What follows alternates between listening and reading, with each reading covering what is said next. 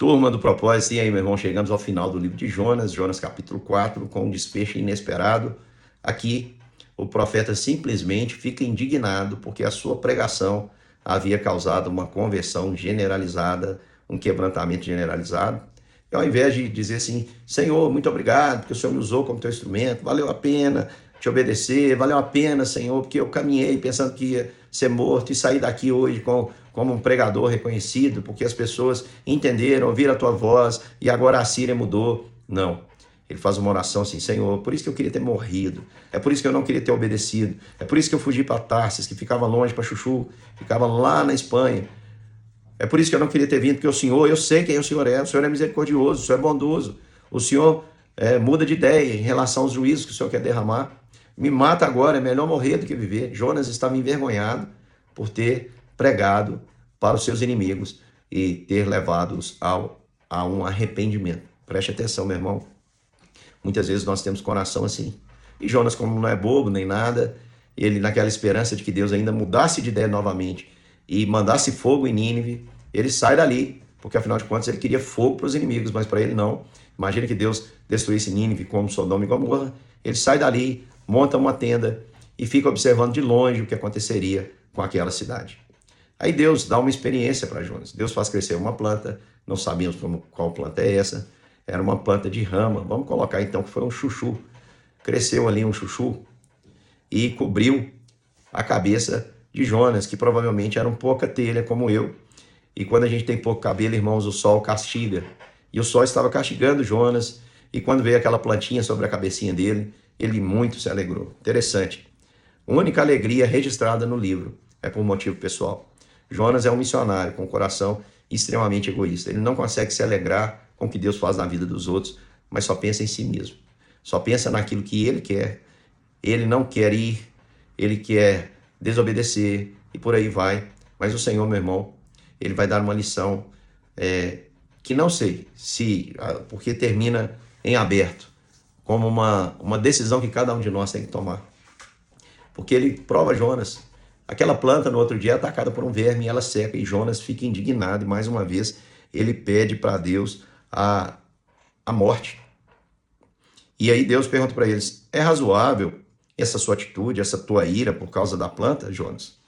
E ele diz, é razoável a minha ira até a morte. Ele está dizendo, eu tenho razão, Senhor, de estar irado até a morte. Ele está dizendo, eu tenho razão absoluta em relação ao que o Senhor fez com essa planta.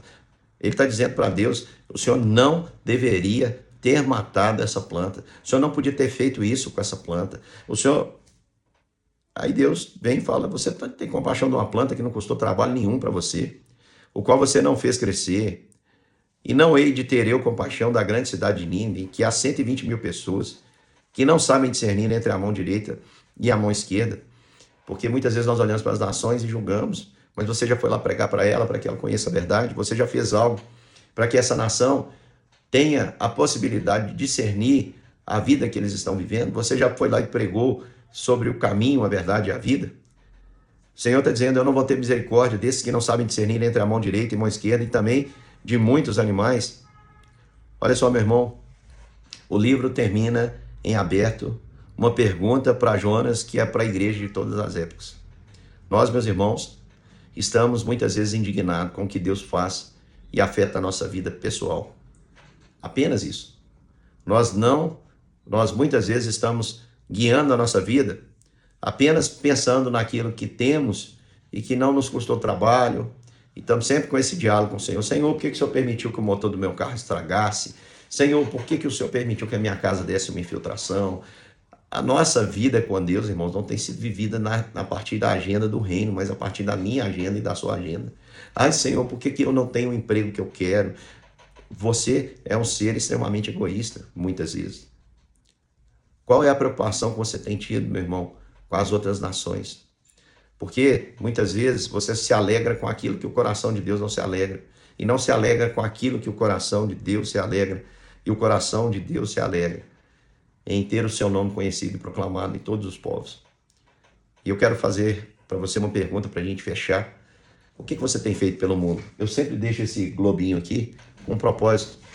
Eu pego esse globinho e fico pedindo a Deus sobre as ações, pedindo a Deus para que Ele possa, de alguma maneira, me permitir contribuir efetivamente para que o nome dele seja proclamado em todos os povos.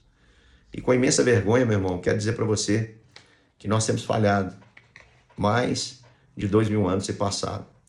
E são mais as pessoas que ainda não conhecem a Cristo do que aquelas que conhecem. O que você tem feito pelo mundo?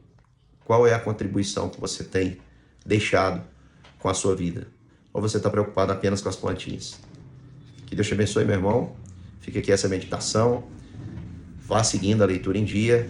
E eu vou postando aqui os outros capítulos ao longo dessa semana. Lembrando que hoje é Miqueias, capítulo 5. Vou fazer de tudo para deixar em dia ainda essa semana a nossa meditação no Grupo Propósito. Um grande beijo, meu irmão, e até mais.